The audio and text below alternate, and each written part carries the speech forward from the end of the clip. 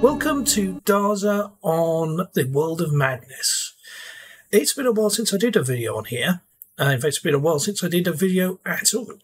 You can see the map has moved, and there's some new things. In fact, you may have seen new things out the window. So we'll have a look through these new things that I've built. Anyway, there's something here. Did you see this? Did I show you this? This is a thing. There you go, there's another thing. Monkey and Mikashi were very kind to give me a dragon head to put up there, so there we go. And I've also got some elytra in storage now. This island here, which was the turtle breeding island, I've built this thing, this building. It's kind of a couple of towers. Nothing that out of the ordinary here, but what I did was I went through this phase of I captured a section of the land, moved it into creative world, building in creative, and then I reconstructed the whole thing. I captured the schematic and then I rebuilt everything layer by layer. It was quite relaxing, actually. And so I ended up with these new buildings that are inspired to some degree by the land they're built on. Kind of a different approach for me. I'm still not totally happy with that little step there, but what can you do? What can you do? And we've got this big thing here. Now, this went to Blender, made a twisty thing, and then again made a schematic out of it and built it row by row out of wood. And it's hollow inside. I mean, it's all just to fill in this island, because, you know, I've got this island and I've got loads of empty spaces, so it's a great opportunity to fill things in. Also, if you look at the mini-map in the corner, I love the spiral effect that this has on the map. So moving over here, sun's going down. I'll explain that guy in a minute. He could certainly do with some explaining. So on top of my old base, I decided to continue upwards, and I've used some chiseled bricks and so on and so forth to make it a bit more ornate. Now, you may wonder how to get in there, because there's no doors that are obvious. No. You see, I took away the old water source that was here, because I don't really need one now, and I built this. This is how you get up into that building. It's a folly. That's what it is. It's a folly. The old traditional thing where you just put something in your land to make it look prettier without it actually having a use. I also deliberately didn't put steps in this one because they take up so much space, and 9 times out of 10 I'd much rather just have a ladder. So we can go into these side rooms.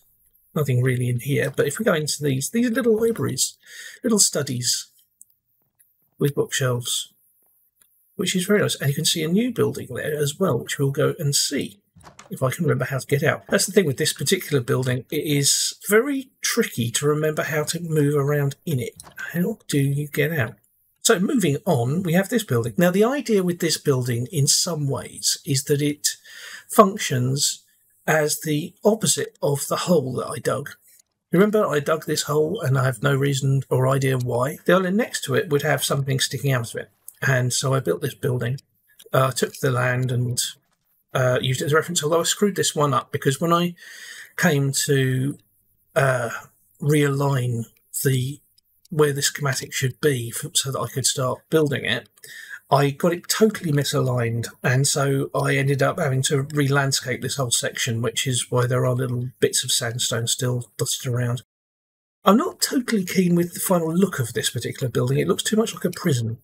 But inside, the idea was that it would be kind of like a palace tower or citadel, which I suppose is kind of similar in some ways. But it would be almost a defensive building, if you like. Internally, it's utter chaos. There is no set floor plan from floor to floor, and some floors are split level. But we do have these balconies. I wanted to have these balconies where you could stand and look out. And like the other building, it's actually surprisingly easy once you've been wandering around in here for a bit to completely forget how to get out. And if you go in here, we've got a little route up to the roof. So from here we have quite a nice view of everything, good view of the twisty thing.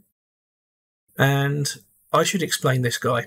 There was a game, it all goes back to a game years ago in the 1980s, maybe in the early 90s, called Flimbo's Quest, which I had on the Commodore 64. One of the little creatures in it looked like a sort of troll that would wander back and forth through the platforms, and I'll show you what that looks like on the screen. And I was doing some 3D modelling, and I decided I'd have a go at modelling this thing full size so I could 3D print it. which I have actually done. I've got a 3D printed one on my desk. And when I was messing around with schematics, I thought, well, I can import this file and turn it into a schematic and then build it out of stone, which I did. And now there he is, walking along the water, as if he's emerged from the caves under the island. Now, while I fail to make my way out of here, because I really am confused about the layout of this place, I should say one reason I didn't do video for a long time was because my computer was getting very, very slow. And I was just having a lot of trouble recording things without it stuttering all the time. This is a new computer. It's a fair bit faster. I thought that was the way out. I think I'm on the ground floor now. Yeah, okay.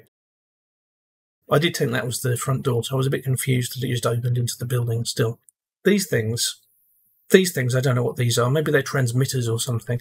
There's one here and there's one on the other island, and they're exactly the same. Because again, I mean, if you're working from a schematic, you might as well just make more than one of everything. It looks like it shoots something into the sky, so I should probably put a beacon into it. But the trouble is, with the way Minecraft is right now, I'd have to lose the tip on the very top of it, which is a shame. And so they're just kind of these monuments. There's another one exactly the same over there. There really is nothing to it. I was messing around, putting some blocks together, and I made that shape. And I thought, yeah, we'll have that. And then we come to this. We can see this big thing. It's made of quartz, and it is, now what is it? It's a snub cube of some sort, or is it a snub octahedron? I can't remember now. I created it with Stella 4D, which if you like playing around with geometric shapes, I really recommend grabbing hold of it. It's a few years old now, but it's a great piece of software for making 3D shapes and exploring their properties. Now, I spent a good bit of time getting quartz in the nether to do this. If I'm brutally honest, it doesn't look quite as elegant as I thought it would. I thought it would look like it was just sitting there balanced on its corner, but it actually looks very artificial and blocky. It's Minecraft, of course it's going to look blocky. But at the same time, I'm glad I did it, because you always learn something from these things. Down here, a few more buildings, a few more new ones. These are two identical buildings.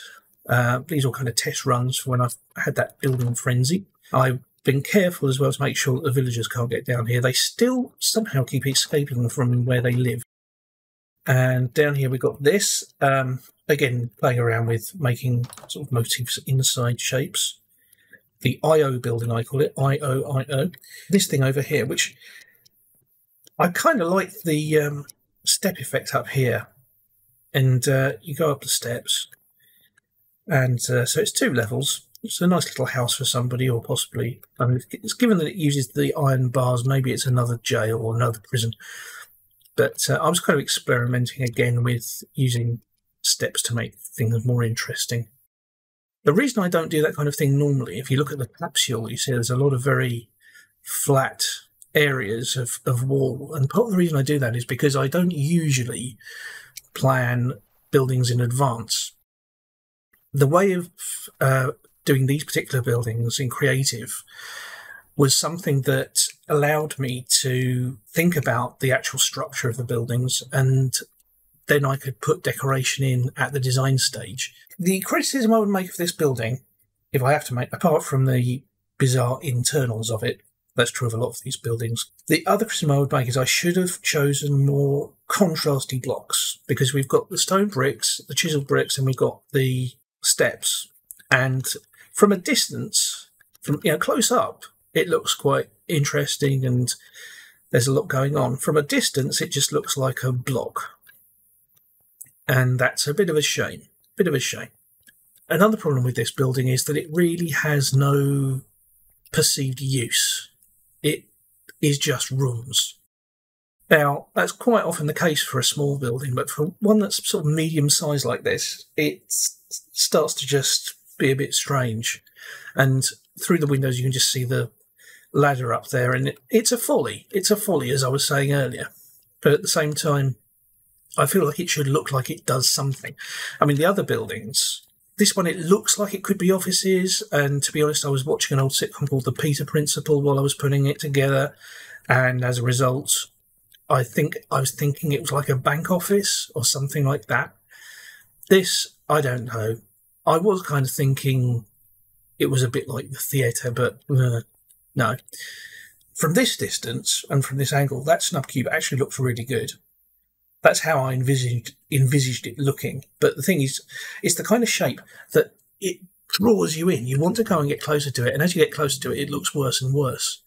This I'm pleased with. I like this. And the troll guy, yeah, he's doing all right as well. I gave him eyes, actually. I made sure he had eyes.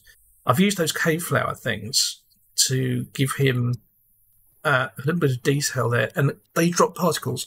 So it looks like he's got a bit of a runny nose, if that is his nose. Maybe he's got two noses. I don't know. I haven't really asked too many questions. So that's really the way this all stands at the moment. A flurry of building while I was actually going through a period of not being able to do very much because I was in pain due to an infection. But it was very relaxing, and I'm just glad that I can record the stuff that I did here. Regarding the chickening machine, I have made it empty for the moment. The reason for that was I was just a bit concerned that there were just so many chickens in there that it might be slowing things down on the server as a whole. I mean, I'm sure the server can take it, but I thought, I've got lots of chickens. I mean, it's still full of eggs. So if I want to repopulate it, I can do it very easily. But if I look in my food boxes, there's chickens there, and there's chicken here. I've just got lots and lots and lots of chicken. And as for eggs, it's got plenty of eggs too. So there really isn't any need to keep it running at the moment. So back to the map, incidentally.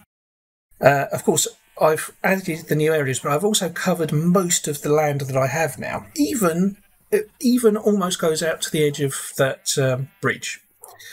I might extend it further, but for right now, that's how things are. And you can see the snub cube there, and the other new buildings around there, and the spiral, which does look very neat there.